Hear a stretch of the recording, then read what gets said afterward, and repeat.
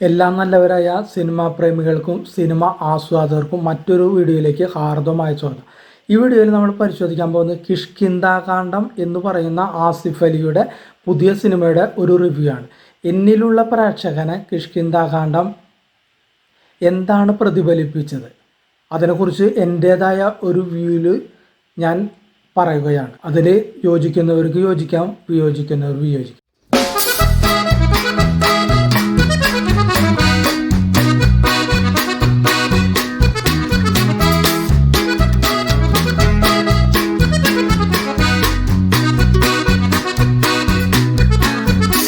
അതായത് ആസിഫ് അലി, അപർണ ബാലമുരളി, വിജയരാഘവൻ, ജഗദീഷ്, അശോകൻ എന്നിവർ പ്രധാന വേഷത്തിൽ എത്തിയ ഒരു പുതിയ സിനിമയാണ് കിഷ്കിന്ധാകാന്ഡം.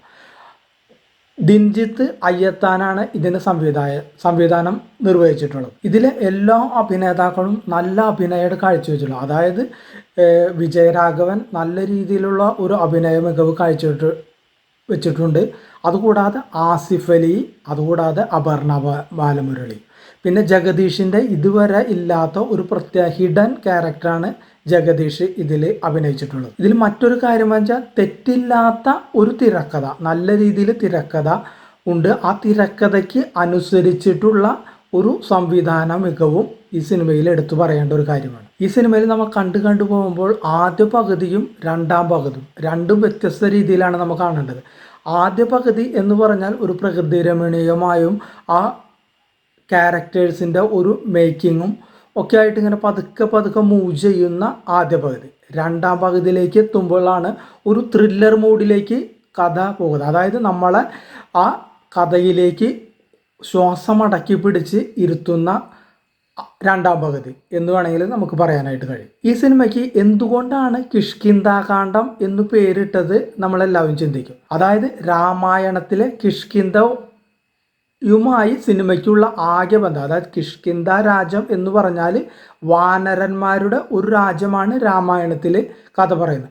അതുപോലെ ഈ സിനിമയിലും ചില കുരങ്ങന്മാരും ചില കഥാപാത്രങ്ങളായിട്ട് മാറുന്നുണ്ട്.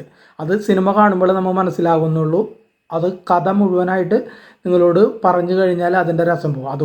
അതുകൊണ്ടാണ് ഇതിൽ ഒരു കിഷ്കിന്ധാകാന്ഡം എന്ന് പേരിട്ടത്. അല്ലാണ്ട് വെറുതെ ഒരു പേര് അല്ല എന്ന് ആദ്യം പറയട്ടെ. ഇതിൽ മറ്റൊരു കാര്യം പറയുന്നത് ലെവൽ ക്രോസ്, അഡിയോസ് അമീഗോസ്, അതായത് പിന്നെ തലവൻ എന്നീ 3 ചിത്രങ്ങളിൽ വ്യത്യസ്തമായ കഥാപാത്രങ്ങൾ അഭിനയിച്ച ആസിഫ് അലിയുടെ മറ്റൊരു നല്ലൊരു കഥാപാത്രമാണ് ഇതിൽ ഒരു സീനുണ്ട്. അതായത് ആസിഫ് അലിയും അവൻ്റെ അച്ഛനായി അഭിനയിക്കുന്ന വിജയരാഘവനും കൂടിയിട്ട് ആദ്യ പകുതിക്ക് ശേഷം ചില സംഭവങ്ങൾ നടന്നിട്ട് ഇവർ രണ്ടുപേരും കൂടിയും തമ്മിൽ ഉള്ള ചില രംഗങ്ങളുണ്ട്.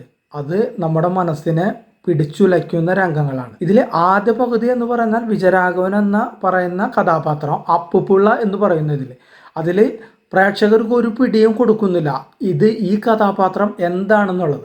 പതിഞ്ഞ താളത്തിലാണെങ്കിലും പിന്നെ മുറുകി വരുന്നു ഈ കഥാപാത്രം. പട്ടാളത്തിൽ നിന്നും വിരമിച്ചെത്തിയ അച്ഛൻ അപ്പുപിള്ള, അയാളുടെ 2 മക്കളുണ്ട്.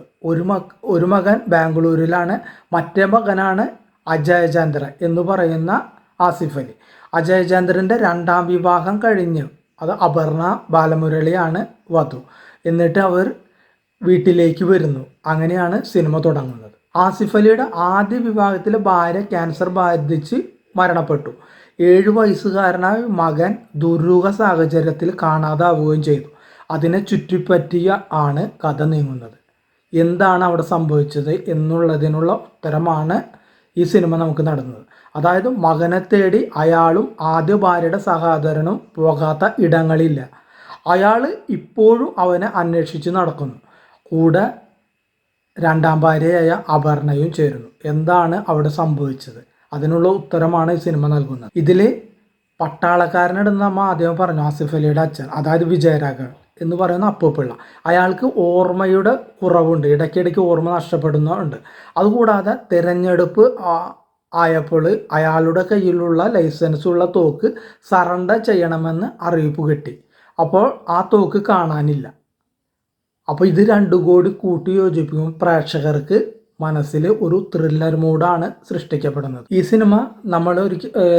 സിനിമ നമ്മൾ തിയേറ്ററിൽ തന്നെ പോയി കാണേണ്ട ഒരു സിനിമയാണ്. കാരണം എന്തായാലും പ്രകൃതി രമണീയമായ ആ സിറ്റുവേഷൻസ് ഇതിൽ നല്ല രീതിയിൽ കാണിച്ചിട്ടുണ്ട്. അതുകൂടാതെ സിനിമയുടെ ആ മ്യൂസിക്കും എല്ലാം കൂടി ചേർന്ന ഒരു ത്രില്ലർ മൂഡ് നമുക്ക് കിട്ടണമെങ്കിൽ, സിനിമയുടെ മുഴുവൻ രസവും നമുക്ക് കിട്ടണമെന്നുണ്ടെങ്കിൽ തിയേറ്ററിൽ പോയി തന്നെ നമ്മൾ കാണണം.